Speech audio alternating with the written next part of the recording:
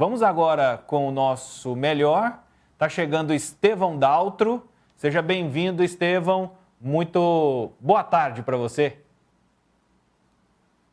Início, satisfação estar aqui mais uma vez com o senhor e com todos os nossos amigos do Sistema Sagres de Comunicação. Qual que é o nosso tema? É o debate? O que você, assumindo a programação a partir de agora, o que traz de assunto no nosso melhor de hoje? Então, a gente está procurando colaborar na parte de conscientização, né, desse momento que nós estamos vivendo, da pandemia. Então, o tema nosso hoje é vigiar e punir, que são procedimentos que acontecem enquanto as pessoas não têm uma conscientização, né, da forma correta de agir diante desse momento tão delicado, né, Tom? E o nosso ODS de hoje é o 16, que é paz, justiça e as instituições eficazes.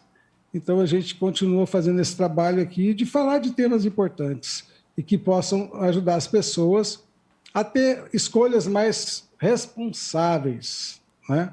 E, para isso, a gente convidou hoje para estar com a gente aqui o comandante Paranhos, mas ele teve da Guarda Municipal de Goiânia, né? Mas ele teve um imprevisto, foi chamado para estar no Paço, e estamos com o Saldanha representando a Guarda Municipal de Goiânia. Seja bem-vindo, Saldanha. Obrigado pelo convite. Estamos aqui para tirar todas as dúvidas possíveis em relação a esse momento difícil de pandemia. Qual que é a sua patente, Saldanha? Você é assessor de comunicação? Como é que é qual que é a sua patente? No caso aqui, eu sou o guarda 3 e o chefe da comunicação social. Está responsável pela área de comunicação, né? Isso. Coisa boa, coisa boa. Então, a gente sabe que não é surpresa para ninguém, né, que o índice de desobediência, né, às normas de prevenção da Covid são altíssimos em todo o Brasil. Aqui em Goiás também não é diferente, então as normas são colocadas, os decretos são realizados, as orientações, mas tem um grupo de pessoas que insiste em desobedecer. Tem um grupo de pessoas que insistem em querer fazer as coisas independente do que as autoridades, do que as pessoas que estão ocupando o lugar de autoridade estão orientando, né? E resultado disso são os altos níveis de contaminação, são a quantidade muito grande de óbitos que a gente tem visto, né? Então a gente resolveu trazer esse tema para a gente saber de vocês, Saldanha, como é que está a peleja, né, da Guarda Municipal para fazer com que essas normas sejam cumpridas? Como é que está sendo a atividade diária da Guarda Municipal? Então, a Guarda Civil Metropolitana de Goiânia, desde o primeiro decreto, tem feito todo o possível, realizando todos os procedimentos, principalmente em relação a todos os decretos. Então, o que a gente vê? Nós vamos observar que a quantidade de número de festas, a quantidade de adolescentes nas festas clandestinas, ela é muito grande.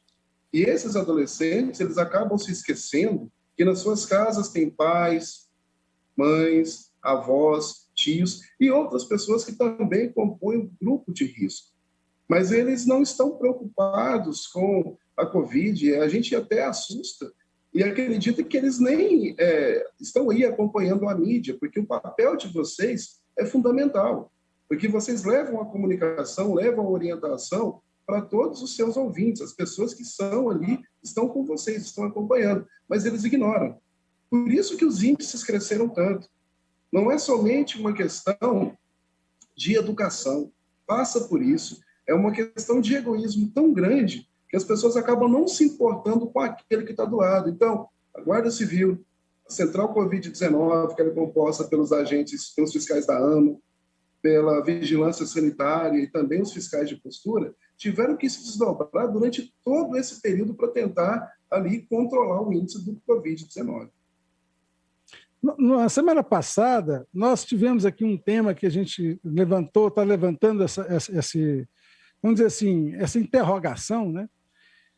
Porque a grande discussão é fecha, não fecha, resolve fechar, né? As pessoas que precisam trabalhar com dificuldade, porque Lockdown é uma fórmula que funcionou na Europa, em outros lugares, que o governo entra com um recurso alto, né, para auxiliar as pessoas enquanto está fechado. No Brasil, infelizmente, não está acontecendo assim. E a gente levantou a ideia do aumento, se aumentar ou se expandir a lei seca, ou seja, um trabalho de combate às aglomerações, às festas. Isso poderia evitar ter que fechar o comércio e impedir as pessoas de trabalhar. Você acha que isso pode ser uma saída?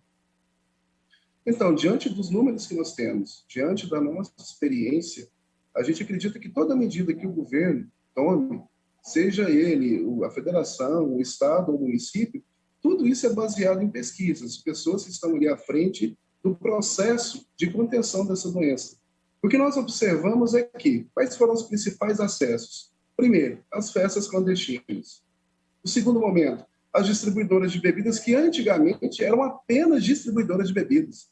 Hoje a gente passa pela cidade, nós vemos verdadeiros pubs, onde tem mesas, som ao vivo, né, o som de carro ali, e as pessoas geralmente se aglomeram. Isso é uma questão social, isso é uma questão antropológica. O homem não vive sem o contato com o homem. Mas existem determinados momentos que a gente precisa começar a pensar no próximo. Um terceiro momento que nós vimos foram os bares que estão funcionando ali, e essas pessoas elas vão aglomerar, não tem como as pessoas. Nesse processo, se não houver um endurecimento, isso vai continuar acontecendo. Né? Então, o que nós queremos? Nós não queremos, principalmente a Guarda Civil, a Prefeitura, os fiscais, a gente não quer parar o comércio, pelo contrário, a gente quer que tudo volte ao normal, mas para isso nós vamos ter que pagar o preço. Nós mesmos, os nossos agentes, para que vocês entendam, tivemos 9 baixas, 9 homens de nós morreram e estavam ali diretamente ligados no processo de fiscalização. Mais de 400 homens e mulheres foram infectados diretamente com o Covid-19.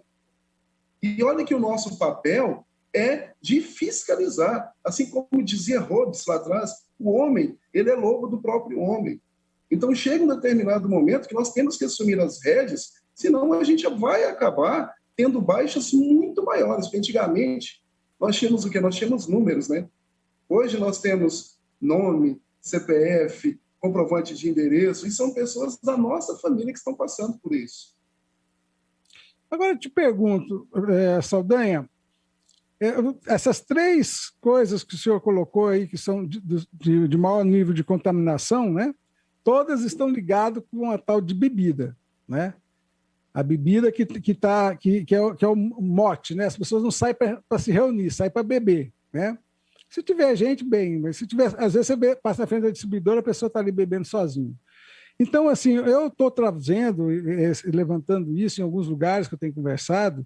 Por quê?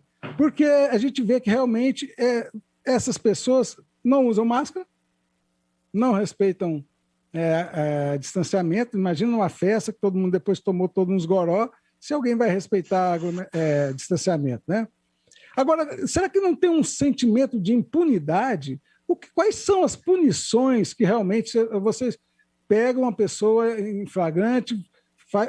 O que acontece quando vocês chegam e numa festa, por exemplo, quais são os procedimentos? Então, quando a Guarda Civil e os fiscais da Prefeitura da Central Covid-19 acham, né, os flagrantes, o que acontece? Todo mundo é revistado, todo mundo passa por uma revista pessoal, e aquelas pessoas que não estão utilizando máscara, elas vão ali receber uma multa que depois vai ser feita pelo auditor fiscal, e essa multa vai ser enviada para a casa dessas pessoas. Agora, aqueles que insistem em desobedecer, usam ali do desacato, da agressão, são conduzidos à central de flagrante e vão responder pelo artigo 268 do Código Penal, que é desobedecer a ordem direta do poder público em função de proliferação de doença contagiosa. Então, o que nós vemos é o quê? Inclusive, foi até interessante o senhor tocar nesse assunto, que na região do Buena Vista, que é uma região mais afastada de Goiânia, saída para Guapó, nós tivemos a reincidência do mesmo local. Mas não tivemos a reincidência daquele organizador da festa. Ou seja, existe um local onde eles acreditam que estão ali longe da fiscalização. Hoje, a Guarda Civil ela tem um serviço de inteligência, nós monitoramos as redes sociais, nós temos o serviço de um drone especializado que faz a captação desses locais, mesmo sendo infravermelho. Então, não tem como as pessoas acharem que vão ficar alheias ao serviço de fiscalização da prefeitura. Agora, o que a gente admira muito é que vários momentos são as mesmas pessoas que estavam, mas não o organizador. A gente já começa a conhecer quase que por nome essas pessoas. E isso é ruim, porque essas pessoas que ali passaram por uma abordagem policial, que receberam uma multa, né, que passaram por uma situação de muita vergonha, insistem em voltar para a mesma situação. Então, o que a gente pede muitas vezes, né, é essa questão mesmo das pessoas terem um pouco de consciência, porque logo, logo a fatura vai chegar. E essa fatura pode chegar na casa deles, pode ser um pai, pode ser uma mãe, um tio e uma tia. Não, e o problema é que às vezes a fatura não chega nem na casa dele, chega no vizinho, né? Chega na casa de outras pessoas. Agora, essa é uma pergunta que eu quero também te fazer. E quando há reincidência, existe uma graduação nessa punição? Ou, por exemplo, aconteceu de novo, só vai ser autuado de novo e mais uma multa. Como é que é? Existe uma graduação nesse sentido? Então, em relação à multa, é só isso mesmo. Não tem como a gente fazer mais nada. Agora, em relação à condução dessas pessoas para a central de flagrantes, existem duas situações. A primeira é apenas pegar o flagrante e vai responder pelo artigo 268. Agora, caso haja morte confirmada em função da contaminação dessa pessoa, aí a pena pode ser aumentada até 6 anos. Aí é uma outra categoria, né? Só que lá atrás, quando o legislador ele cria esse tipo de lei, né, quando ela é sancionada, não se pensava nunca em passar por uma situação dessa e menos ainda entender que as pessoas não têm essa consciência. É isso que mais dói na gente. Porque 9 de nós já se foram. Muitos das pessoas que eles conhecem também já se foram. Então, a gente começa a perceber que existe uma neurose coletiva nessas pessoas, em que, antigamente, a gente tinha um adolescente de 14 a 17 anos, virando ali para 18, para a maioridade. Não, hoje, não. A gente tem adolescente de 18, de 20, de 30, de 45, de 50 anos, que já pegamos nessas festas. Então, aquela determinação cronológica de ser ou não adolescente, né? Esse sentimento de rebeldia, eu vou curtir o agora, né? Dane-se o futuro, eu não quero saber, eu vou beber e fazer tudo que eu quero agora, começa a prejudicar a nossa sociedade dessa forma. Eu quero assim, saber do senhor, assim, se o senhor tivesse com a caneta na mão, o senhor está sabendo, o senhor está acompanhando isso de perto, se eu tivesse com a caneta na mão, o que você faria de diferente? Mudaria para poder dar uma arrochada aí, para ver se o pessoal tivesse mais... pensasse 2 vezes antes de fazer essas coisas que estão indo contra os decretos? Olha, falando das pessoas... A caneta está na sua mão, hein, Saldanha? Vamos lá, aproveita. Vou falar das pessoas. Inicialmente, a multa em relação à máscara era de R$600. R$600 é diferente de 110. É uma diferença muito grande. Se eu tivesse a caneta na mão, eu aumentaria o valor dessa multa de, no mínimo, R$2.000. Porque R$100 todo mundo paga. Porque baixou o valor da multa? Era 600, isso. Passou para 100? Houve uma convenção, né, entre aqueles que são os legisladores e baixou para 110. Por quê? Não por culpa deles. Porque achamos que estávamos passando por uma crise tão alta que entendeu-se no coletivo que as pessoas teriam consciência. E, infelizmente, não é isso que está acontecendo. Nós tivemos agora, recentemente, até o meu auxiliar que está me passando, 2 guerreiros que hoje saíram da UTI, graças a Deus. Mas o preço é muito alto, né, que a gente paga, mas o valor da multa é muito baixo. Isso não coloca medo em ninguém. Com certeza. Eu acho que isso não é uma situação só da pandemia. Essa sensação de impunidade no Brasil já vem de longe, né? A gente tem visto isso aí até no STF, né? Então, assim, agora a gente tem um quadro aqui, Saldanha, que faz parte do cenário, que é trazer também cenários que possam ensinar alguma coisa para nós, né? E hoje nosso faz parte do cenário como que a Covid está no mundo, o cenário no mundo, e o que está sendo feito, o que está dando certo, né? Porque aqui está acontecendo, em Londres também, no Japão também, mas existem algumas mudanças, né? E assim eu vejo, assim, por exemplo, em Londres, na Inglaterra, tem um exemplo interessante que a gente pode... Eu sonho de um dia ver isso acontecendo por aqui. Lá na região central não pode entrar carro, só quem mora ali ou trabalha ali.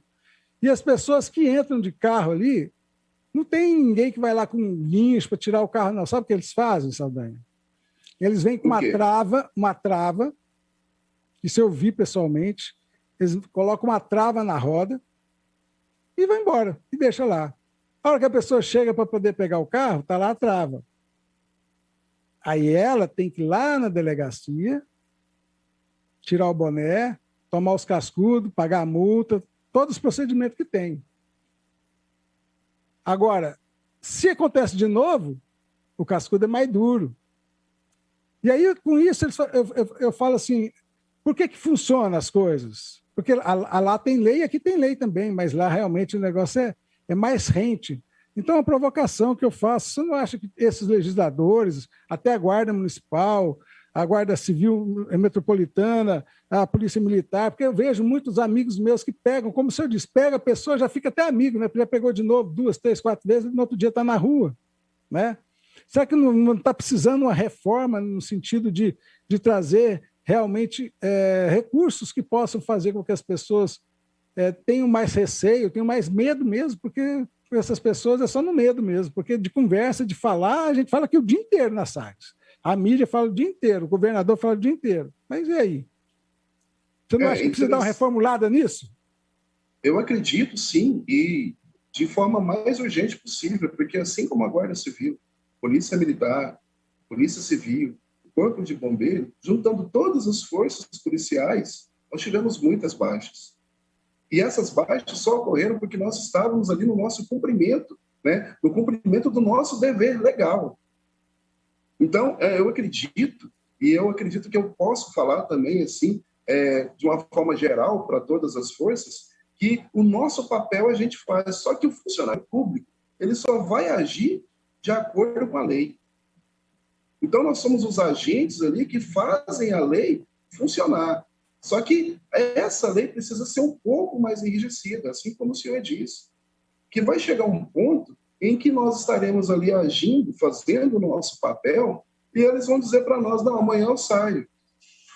Você está atrapalhando essa festa. Ainda mas a rindo, próxima né? festa, sim, a maioria, porque a lei está branda em relação a essa situação. E isso é complicado, porque gera um sentimento de impunidade. Quando esse sentimento ele assola na sociedade, nós vamos ficar ali enxugando o gelo.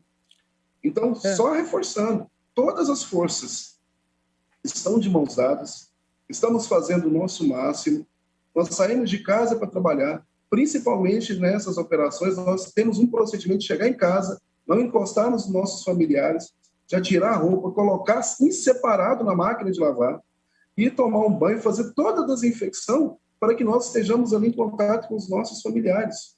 E eles não estão nem aí para nós. Então, assim, nós estamos chegando ao final do nosso programa, mas eu quero deixar essa pulguinha atrás da orelha aí.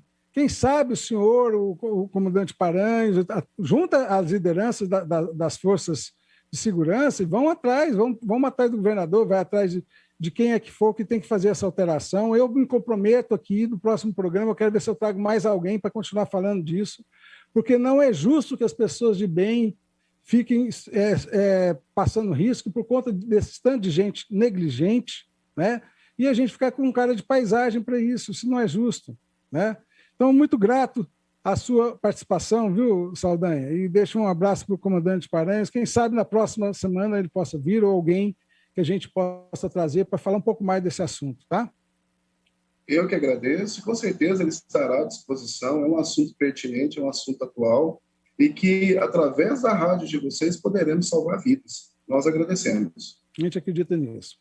Então, nós estamos chegando ao final de mais um programa Nosso Melhor, e eu quero trazer para o senhor que está nos ouvindo, para a senhora que estiver nos assistindo, vamos pensar nisso, vamos juntar, porque eu acredito que realmente a grande maioria das pessoas estão querendo se cuidar, a grande maioria das pessoas estão com receio de se contaminar, de ter alguém da família contaminado. Não é justo que uma minoria faça essa bagunça que está acontecendo. É como a sala de aula. Eu sou professor, quem é professor entende. A sala de aula tem lá 50 alunos. Se tiver 47, 46 alunos querendo assistir a aula, mas tiver 4 querendo bagunçar, se o professor não tiver pulso, esses 4 não deixam ter aula. Então, a gente precisa de achar soluções. Enquanto a vacina não chega, enquanto a conscientização, a consciência das pessoas não chega, está precisando, governador, está precisando de tomar atitude mais séria com essas pessoas. No interior, as pessoas sabem até um nome, já sabe, a pessoa que faz a festa é fulano. Aí faz um dia, faz o outro, aí toma uma multinha lá, às vezes nem chega. A gente precisa tomar uma atitude. Então, assim, eu quero trazer essa reflexão. O que nós estamos esperando para poder dar uma atitude? Né? Tôndolo, o que você acha disso, Tôndolo? Ô, Estevão, Estou meio bravo hoje? Estou meio arretado hoje? Você está irritado hoje. Hoje, o seu melhor hoje está exaltado. Mas eu tenho estudado, eu entendo, e eu tenho estudado um conceito chamado antropologia da sobrevivência. E dentro desse conceito, ele propõe a descentralização a partir de processos que hoje nós entendemos, por meio da mídia digital, que nós estamos entendendo que o futuro é a descentralização. Então, por exemplo, se eu pego uma plataforma igual de aplicativo de transporte, ou uma plataforma de aluguel de quartos de hotel, existe a conexão entre cliente e os prestadores de serviço sem a necessidade de um gerente. Até o professor Carlos Nepomucemo usa muito essa expressão. Nós estamos rompendo com a figura do gerente que fiscaliza. E aí, quando ele fala isso, eu me remeto muito a essa questão de prefeitura, Estado, que ele realmente não tem condição de fiscalizar tudo e todos. É algo impossível pela quantidade de fiscais e pela quantidade de pessoas que precisam ser fiscalizadas. E que a tendência é de que a própria população seja esse elemento fiscalizador capaz de registrar e fazer as provas de, por exemplo, pessoas que ainda insistem em fazer festas clandestinas.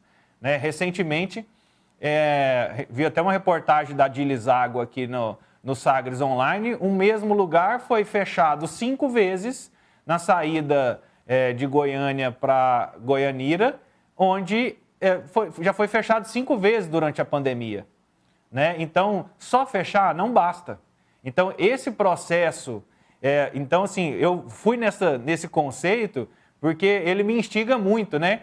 Esse ponto da fiscalização, nós temos que encontrar um outro modelo. A prefeitura, o governo estadual precisa encontrar um outro modelo, porque esse que existe hoje, a gente sabe que ele não funciona. Não funciona na polícia, não funciona na arquitetura, não funciona na engenharia, não funciona em várias áreas de conduta, de meio ambiente.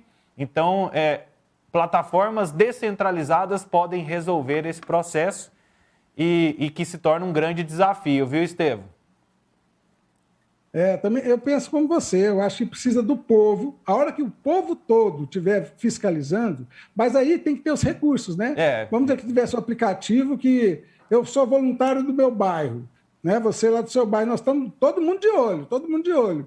Aconteceu, isso tem que ter uma fluidez para que a informação chegue no órgão e que seja realmente punido e que se tiver uma reincidência, que vai graduando. Mas é um processo longo, né? Porque nem tem cadeia para pôr tanta gente, não tem... Mas a gente precisa caminhar nesse sentido, e eu vejo, por exemplo, no Japão, nem teve lockdown, não sei se você acompanhou, não teve lockdown no sentido do lockdown, mas teve uma orientação do governo, olha, melhor ficar em casa. O povo já obedece. Né? E aí a gente vai aprendendo com isso, né, Estevão? É isso aí. Muito obrigado, Estevão. Amigo. Vamos lá, em busca do nosso melhor. Até semana que vem. Até semana que vem, amigo. Um grande abraço. Valeu. Até mais. Esse Estevão Daltro com o nosso melhor aqui dentro do nosso Sagres em Tom Maior.